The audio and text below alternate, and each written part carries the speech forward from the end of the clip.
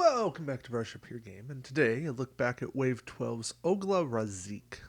This is a Kazon Predator class ship, and it's one that leads the Kazon in a very different direction than the ReReview. So the ReReview is like the Valdor and gives the extra attack die. This is bonus defense dice to friendly defensive but friendly Kazon ships on defense. And in doing that, it kind of sets up Kazon to be something they're really not. See, this kind of an ability works when you have a viable swarm ship. And I just don't think that the Kazon Raiders are truly a viable swarm ship. At least not yet. I mean, they have good qualities. They have 180. They have the ability to take a secondary weapon, but that secondary weapon is expensive. In mission play, they're potentially good, but this is just a ship that leaves me wanting more. I think if it stopped at just all friendly Kazon ships, if it let its little bonus enhance the Predators, the big ships, I would like it a whole lot more. As it stands, it's just not quite enough for me. But that's my play style. I am very much an offensive player, not the defensive player, and I guess it's just repeated bad experiences with defense dice.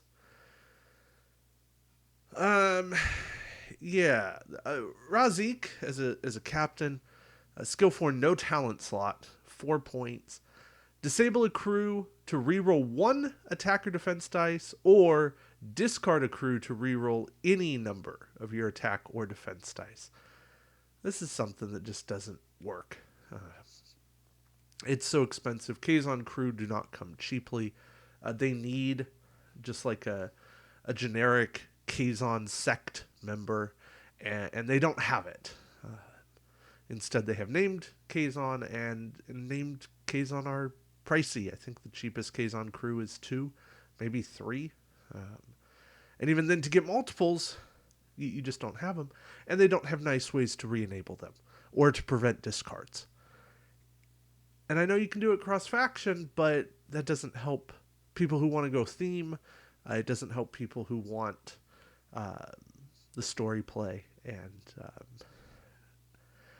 I get it. But again, if I'm going to spend my resources, I want guarantees. And I know I keep harping on that, but this is just something that doesn't work well, especially for the points. I could see this as like a 2-point captain for 6 skill. Then I'm like, hey, cool, I'm getting a deal. And I don't care that the named ability is pretty bad. But this one's never been good and still doesn't hold up today. All right, Jabin, the first Kazon I think we ever encountered, named Kazon at least. Skill 5 for 3 points. And when defending, your ship rolls 1 extra defense die. See, this I'll live with. I like getting an extra defense die. You put Jabin on a ship. You keep him in range of the named Ogla-Raazik. Now his ship's getting 2 extra defense dice. It's not bad. He can't be the lead captain on your ship. He doesn't have enough captain skill. But together, that's like some extra dice that makes you feel kind of tough to take out. And I like that. In mission play, he's legitimately good because those extra dice get annoying. And the Kazon have some missions that make him kind of useful. So I like him there. I don't love him in like competitive play. I never have. 1 extra defense dice isn't going to be enough. But if you take an evade action with him, he's probably not going to get destroyed. And that's a good thing. All right. Moving on. Weapon. Photonic charges. Range 1 attack for 4 dice. You gotta disable the card. You place an Ox power token beside the target ship if there's at least 1 uncancelled hit or crit. And it costs 4 more points if you buy it for anything that's not on the Predator class. So your natural instinct, at least my natural instinct, to stick this on the Kazon Raider kind of is shot in the foot because you're not going to pay 8 points to put this on the Raider. Then you're paying 4 points for the same attack dice, except really it's one less because it's range 1 only. So you're paying 4 points to lose an attack die but add an Ox power token. I struggle with that. Sure, there's moments that can be good. If you have a swarm of ships that can target one and put multiple Ox power tokens on that ship, great. But at that point, you're playing a mission. So this is only mission good. And I think I can leave it there. All right. Particle beam weapon. 4 points for 5 dice. Hey, we're improving on the dice. Range 1 to 2. Disable to fire from forward or rear arcs. I'll take that. That's not great. We've seen cheaper but less dice. I like 5 dice firing from the rear arc on a Kazon ship. I'm just double checking here. They do have the 90 rear, so that's 270 degrees of coverage. That's pretty good. Stinks that it's a disable, but you're gonna get most of the coverage you need, and hopefully, fingers crossed here, you're not going to need to fire from your rear arc multiple turns in a row. And doing that with quality is not bad. All right, we got a couple more cards. Here's Tech Tractor Beam, 2 points during activation.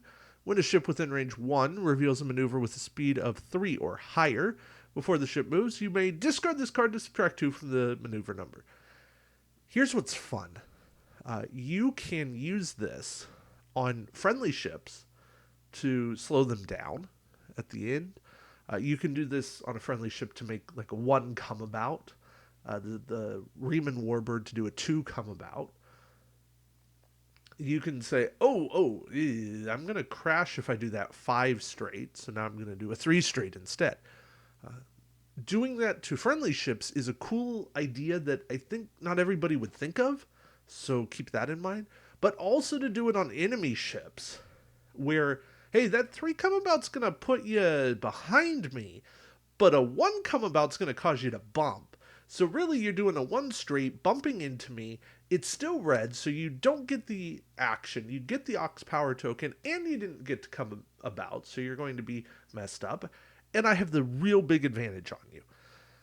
Tractor Beam is a cool card. I really like the concept. I think this is one of the best implemented Tractor Beam ideas in the game, and I think it's a solid card that people don't run enough. So this is one, use it more because it's fun. It's fun and it works well, and movement control is a cool idea, but I like that this is only one time. The player still gets to do what they wanted to do, they just don't get to go as fast. So it's not as much of a feel bad. And I like that a lot. Halise is a 4-point crew, and when defending during clear target step, you may remove your captain from the game to cancel that attack. Pretty good, right? I'm willing to sack my captain to not get shot one time. And on top of that, I get a skill 3 captain. Given the skills of Kazon captains, that's not bad. It's not great, but it's not bad. Other attack cancellation tends to cost, in the 3, 4, 5 points, and then doesn't give you any other benefit after it's done. So this to give you a little benefit, I'm okay with it. Not great. Got to go on a Kazon ship, but there's decent Kazon ships, and I think my hope, my rumor mill tells me Kazon are getting at least another ship. And maybe 2. And when that happens, Halise might be better. Cardin is another crew, 3 points. Action: disable this card to gain +2 attack dice and roll -2 defense dice this round. Can only buy him for a Kazon ship. And get... So, action roll +1 attack die. Bad action, right? Rather take quality. Here, if I know I'm not going to get shot, this is a great action. Give me 2 more dice. 2 more dice is a little bit better than the quality. Or at least about equal. If I can already get quality from something else, then it's much, much better. But my challenge is that Kazon have such low captain skills that for the most part, I'm taking this action and hoping that my opponent's not going to attack me. Because for the most part, what's going to happen is I'm like, hey, I get more attack dice, but I don't get defense dice. And now I got to live. And if I got to live, I'm probably not going to make it. So Cardin just kind of lives in this world of, we can do it and hope for the best. And that's not a world I like to live in. I like more control. And control here, very minimal. Lastly, we have First Maj. This is a 5-point question mark. Doesn't take up an upgrade slot. Can only be equipped to a Kazon ship with a Kazon captain. You get a tech slot, which is nice enough. You get +2 to your captain skill. Cool. And you can discard this upgrade to target a ship at range 1 to disable a tech upgrade on the target ship and then steal it. This could be one of the answers to Romulan cloaking device. However, the answer is Romulans will never end their turn within range 1 of you, and therefore preventing things. But I like the idea. This is a cool idea.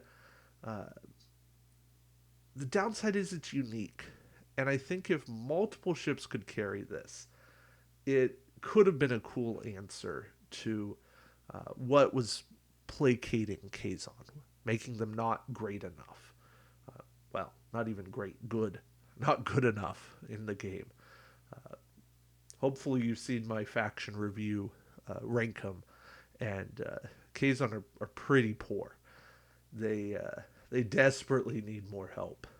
And First Maj is a card I forget about, but tech is more prevalent in this game.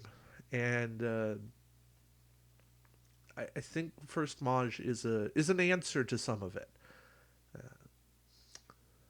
Yeah, surprisingly. I think this is a card that's actually improved over time. It's still expensive, and it's too expensive. But it is a cool card, and I like that. So, overall, it's an okay pack. I think there's some cool cards, some nice ideas that suit certain play styles, not necessarily mine. Definitely some defensive mindset cards in this pack with Jabin. The Ogla-Raazik herself is a ship that wants to help defensive players. I think what the Kazon really need is a version of Voyager under their control, and I know you could emulate it with Captured, but it's not the same. I want a Kazon factioned Voyager, because if you have that, then you get the Ogla-Raazik, because I believe Voyager is hull 4. Yes, Voyager is hull 4. So that hull 4 would trigger the Ogla-Raazik. And giving Voyager a 3rd defense die just seems pretty potent to me. Anywho, the stuff of dreams. That's it for me. Thank you for watching. Appreciate your time. Until next time, keep brushing up your game. Take care.